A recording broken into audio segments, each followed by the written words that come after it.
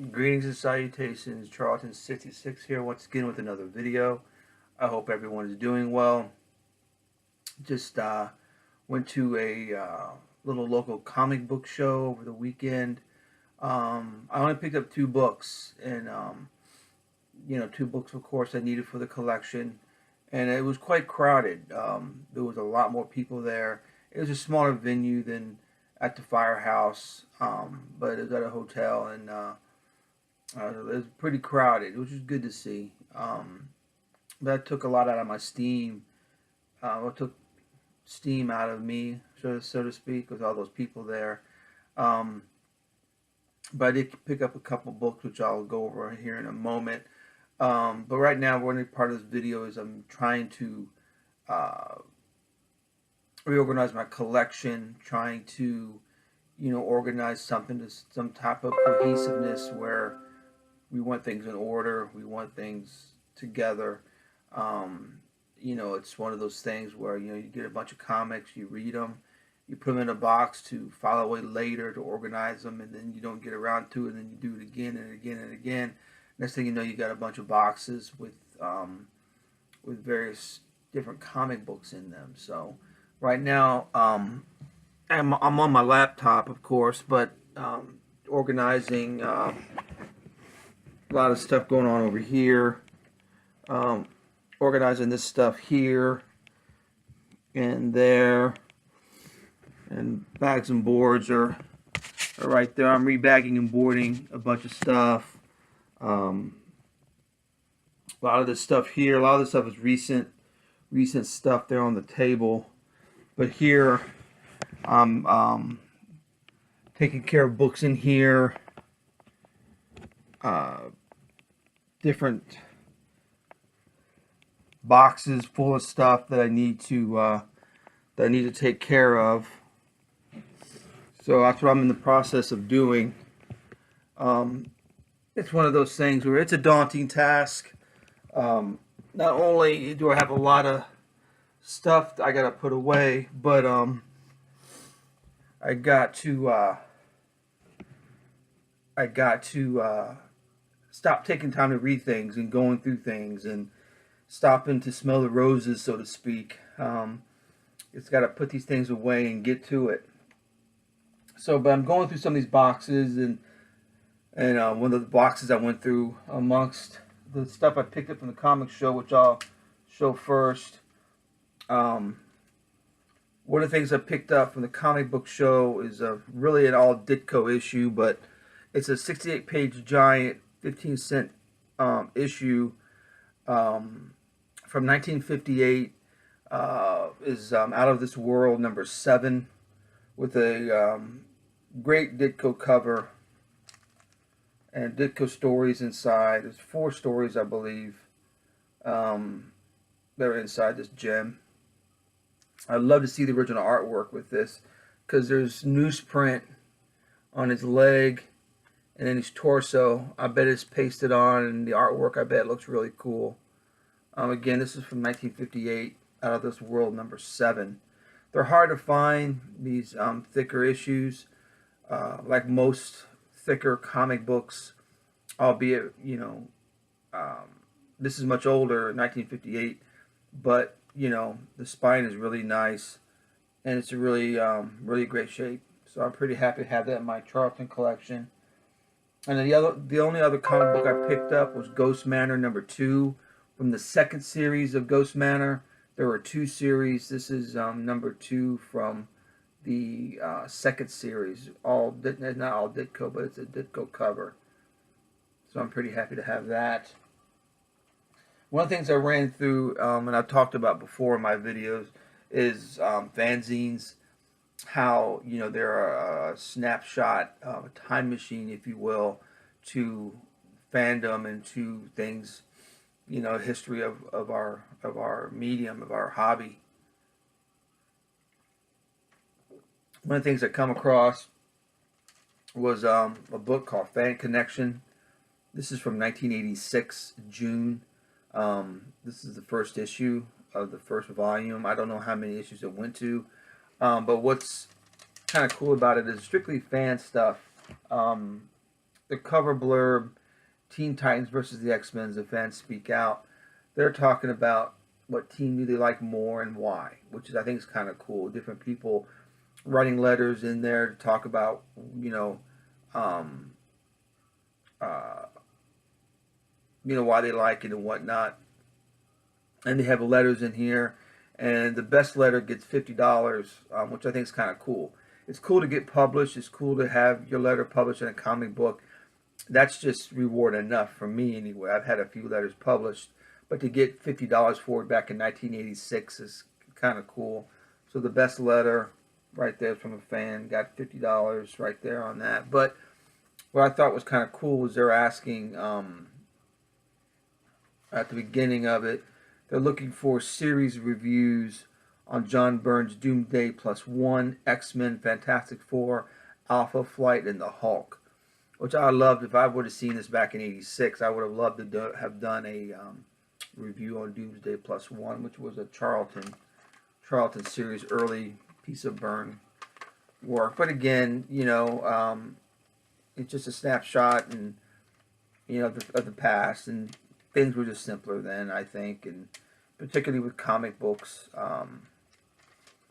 things were seemed more obtainable then, as far as back issues, and even though we don't have the multimedia we do now, going to a show, certain books and certain things that are not obtainable now were obtainable then. They're in the realm of having, be it American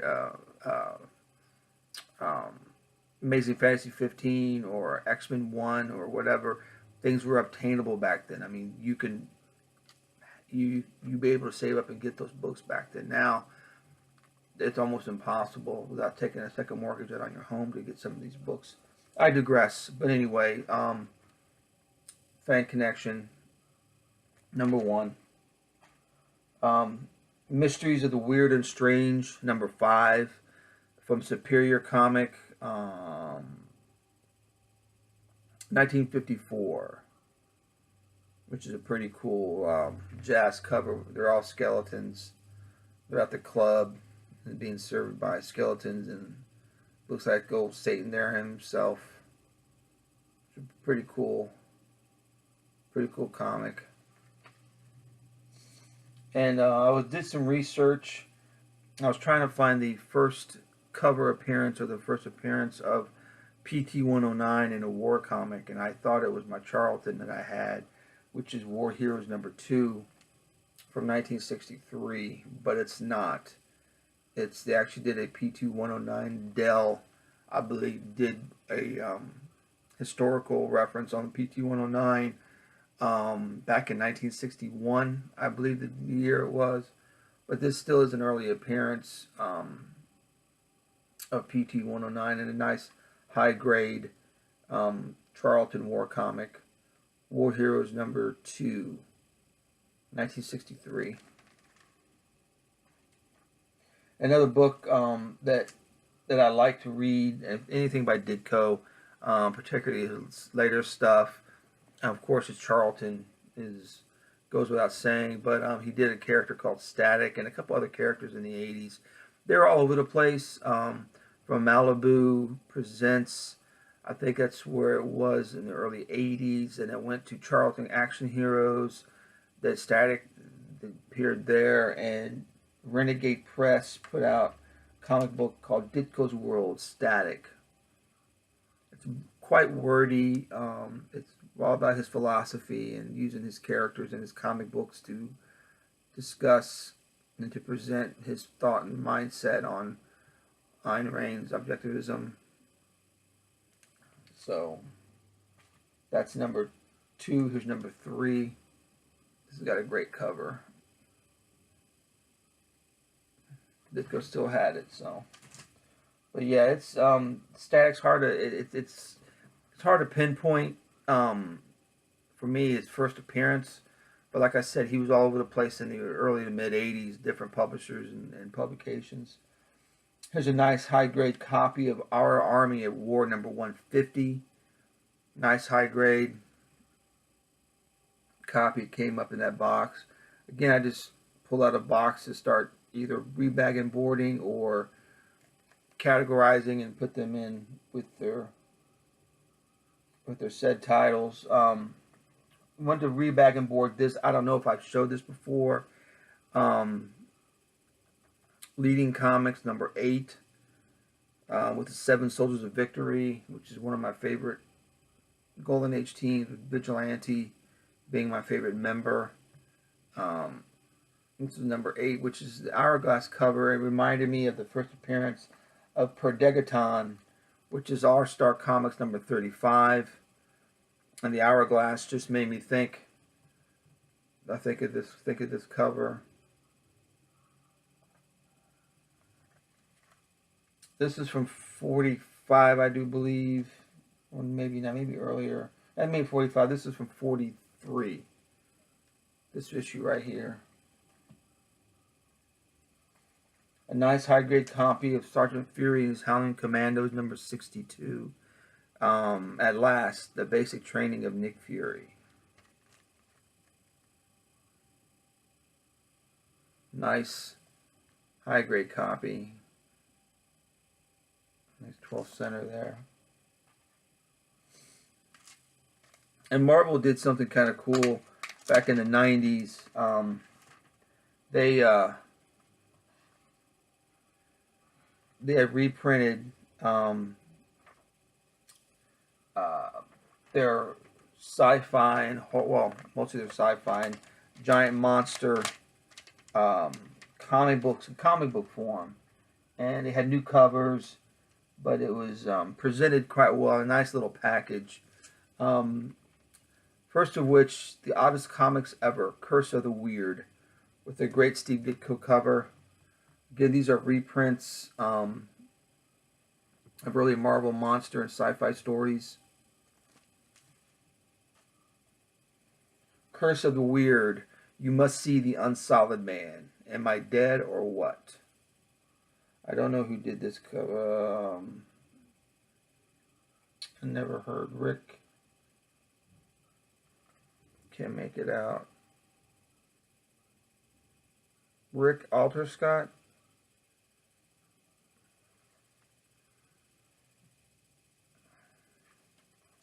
Anyway, nice. It's a nice little package. Again, you can. These are hard to find, kinda. I run across them very rarely. When I do, I get them, and they're cheap. I mean, you find them. You might spend a couple bucks on them, but they're hard to find. Ron Wagner is the cover artist here, doing his best Basil Wolverton artwork. Save me from the curse of the weird, he says. Return of the brain, menace of the hog, until death do us part. Nice cover there. The last one has a great zombie cover. The last issue that I have, number 4. The End of the World, Curse of the Weird, You Are a Zombie, Uncanny Tales of Terror.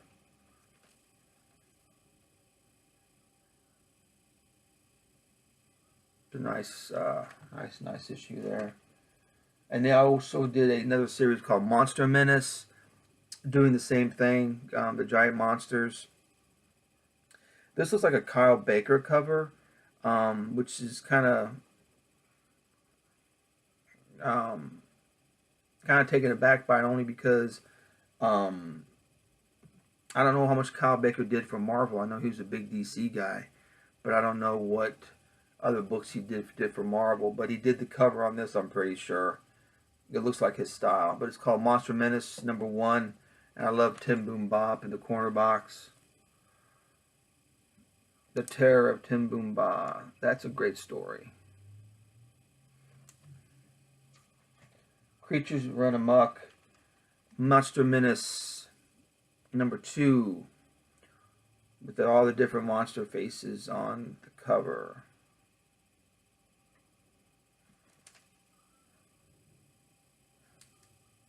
Looks like Fin Fang Foom peeking out right there. But these are just fun comic books. They're good to have in your collection. You can pop them open and read some classic Marvel giant monster or sci-fi stories. This is Monster Menace number 3, great Ditko cover.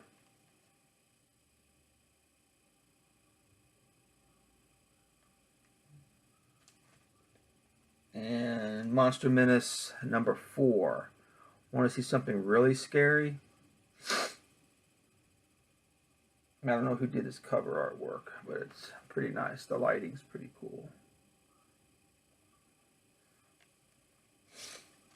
And one of the things I came across, big Valiant fan. I was a Valiant fan since I can remember, and I know when Deathmate came out, it was a big, huge deal. Love it, hate it, like it, whatever your opinion about it. It definitely was a series of its time. It did a lot, bad and good, for the comic book industry and for fans. But anyway, I enjoyed it. But one of the things I liked was Shadow Man, because he's one of my favorite characters, and I liked the mask that they gave Shadow Man. And in this Deathmate preview, from previews from back in the day when Deathmate first came out, this is about a 4 or 5 page preview of Deathmate. It does have Shadow Man with that cool mask on the cover of it, so it's kind of neat to have. And last but not least, this nice Sergeant Rock Spectacular from spring of 78, 79 maybe. All Out Action. Nice high grade copy.